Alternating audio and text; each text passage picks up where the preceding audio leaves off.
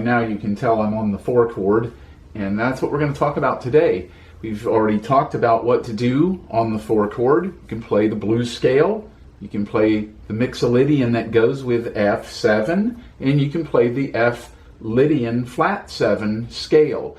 But before we go on in the blues, it'd be nice to know some different ways to actually get to the 4 chord. So these might be called passing chords or a chord progression. You could write them out and then you would have a song. But basically, I'm going to show you what is a very common way to get to the 4 chord, and that's using the 2-5-1 progression. So we're in the key of C blues, and we have our first chord is C7. And then we go to the 4 chord for that short bit, which is standard in blues, the way we're doing it, which is an F7. And then we go back to C. But here, we're going to go to F with a 2 chord and a 5 chord in the key of F. Now, if you can't play tenths, you can play those fifths.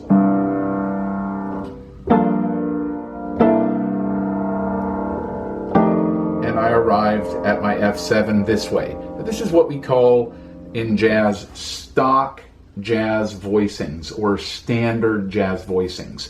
Some people have them grouped in A voicings, where they have the 3rd on the bottom, and then B voicings, which have the 7th on the bottom, and it's all different ways of putting those out there. There's basically 2 sets, 2 groupings. So I'm not going to do all of that today because we'll get that eventually, but we want to be able to get to the 4 chord with some really nice ideas. So this is a great moment to introduce the 2 chord and the 5 chord so we can get more involved with other things available in the blues. So the 2 chord in the key of F is G minor. And if we make it 7, we have an F on top. Now the 5 chord in the key of F is C7.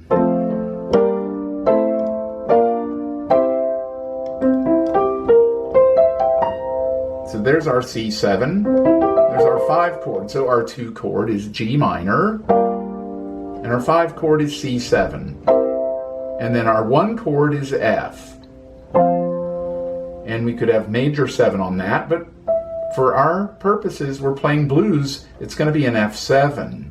So we're borrowing from the diatonic harmony, the major harmony, and we're going to use the 2 chord in the key of F and the 5 chord in the key of F, which is already happened once in our blues, and then we go to F7.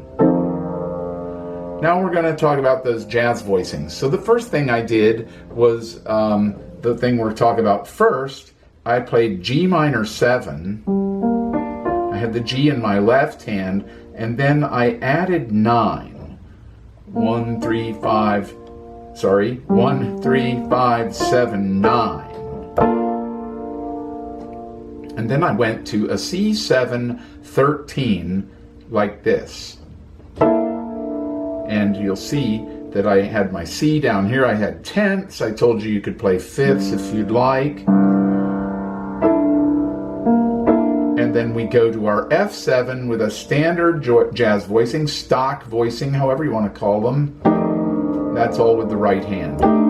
So this is our F7 with 13 and 9. Okay, we've talked about that before. So here's our G minor, 3, 5, 7, 9. We go to a C7 13, which we've also seen before.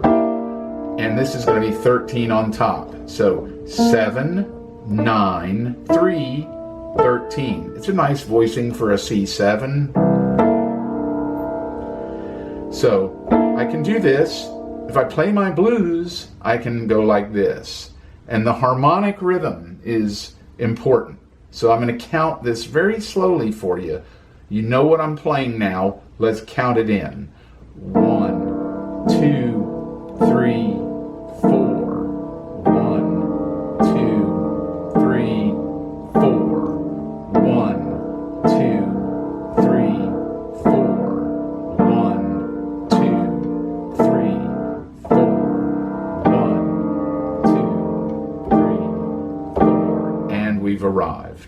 So that's a great way to get there. Your job is to get good at counting that so you can drop that in there where I did, or with other ways of being creative rhythmically as well. So if I played it a little faster, it's this way. 1, 2, 3, 4. 1, 2, 3, 4. 1, 2, 3, 4. 1, 2, 3, 4. 1, 2, 3. And there we are, we made it. It's a good thing to just practice trying to do that. What does that look like if we want to do it with the left hand? Well, if we had a bass player, we could start like that. If I had a bass player, I wouldn't play this with my left hand like I was just playing with my right hand and the low end. If I was playing solo piano, that might be a nice place to be. But in terms of playing with your left hand and improvising with the right hand, or maybe even playing stride piano, which we've talked about, where you're playing roots and fifths and jumping to the chords. A good way to go here is taking our G minor and the other grouping. So here we have the G minor with the third on the bottom. But what will the G minor jazz voicing look like if we have 7 on the bottom? 1, 3, 5, 7. So there's our 7. Here's our current voicing, and then we take these 2 notes and put them on top. And now we have that as our stock jazz voicing for G minor 7. Now then, if I'm going to go to my C7, then I'm also going to drop to E to get the C7. And we've seen that before as well. So these are really great for voice leading. It's a formula. Learn the formula, memorize this formula for these stock jazz voicings for 2-5-1. It can change your life because you don't have to use this, but if you want to be getting good at playing chord changes on the fly, start with this little formula. It'll help you. It'll just change your life. It's amazing if you can get these into your hands. You can do this with your left hand. It's okay, but it's a little bit high. Now, I don't mind when people play up this high. Professional musicians play anywhere they want. We have to remember that. But as a rule for learning, we always like to say, it'll sound better down lower, and then it gives you the room for your right hand. But you can do anything you want in terms of where you play on the piano. Now back to this voicing, the reason for choosing this is if I might want to play bass notes and jumping to it like stride, I could go G and then C, and that's a really nice sound. So here's my C blues.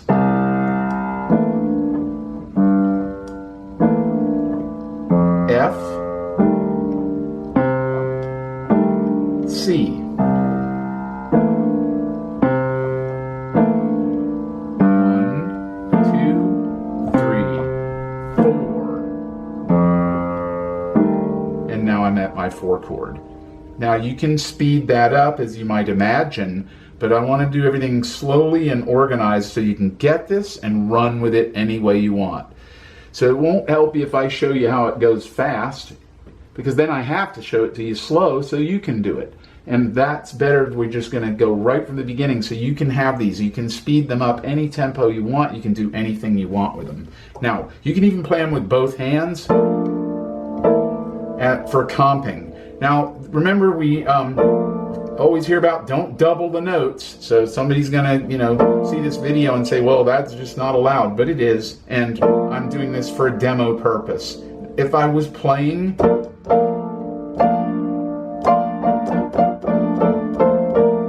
it's a nice G minor.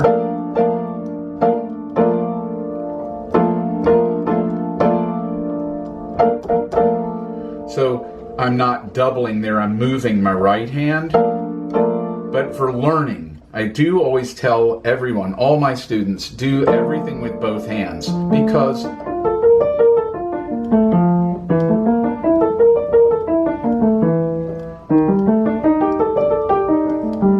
you can get nice hand development and you can hear sounds, and you'll think of improvisational ideas or soloing ideas that you wouldn't think of if you don't play these with both hands.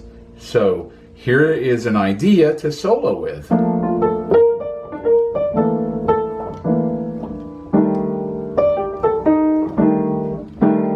And it sounds really cool, and you've got your own way of putting that together. So you're soloing.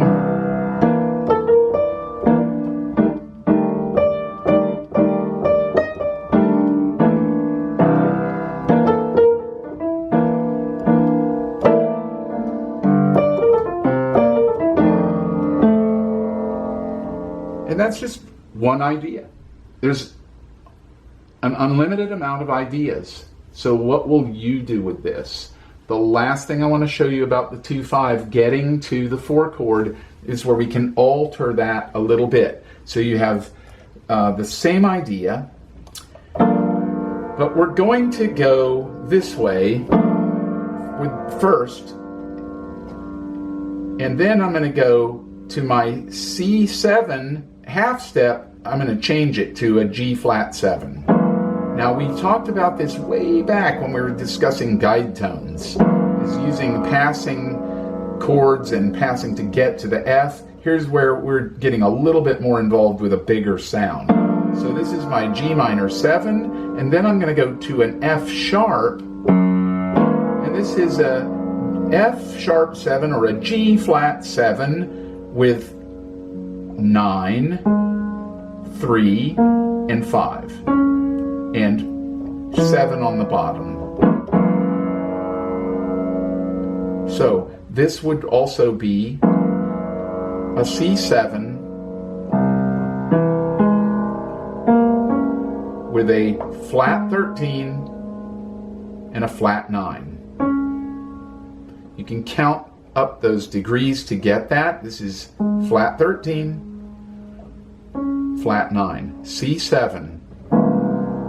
And so what I've done is I took my stock jazz voicing and I flatted the 13 and the 9.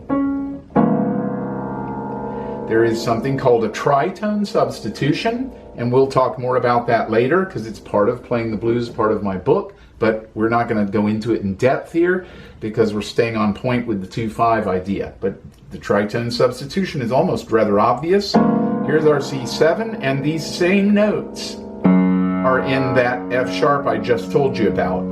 And again, that's because the guide tones, the 3rd and 7 of a C7, are the 7 and 3 of an F sharp or G flat 7. That's why that works. So I can do my 2/5 this way. And then I'm going to go to my F7.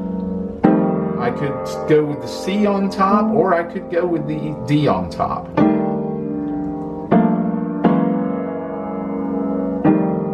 And it has more of a jazz sound doing it that way. If my left hand was playing, it would be this way. If we count it in, it'll be this way. 1, 2, 3, 4. 1, 2, 3, 4. 1, 2, 3, 4. 1, 2, 3, 4. And we're at the 4 chord. If we go this way with that same idea on the other one that has 3 on the bottom, it'll be this. Same chord there, but now we're going to put our flat 9 here and our flat 13 there and go down to 3 there. Same F7. And I could do that with a C. So this would be a C7 with flat 9 and flat 13. So I'm choosing the bass note. I'm deciding what sound I want.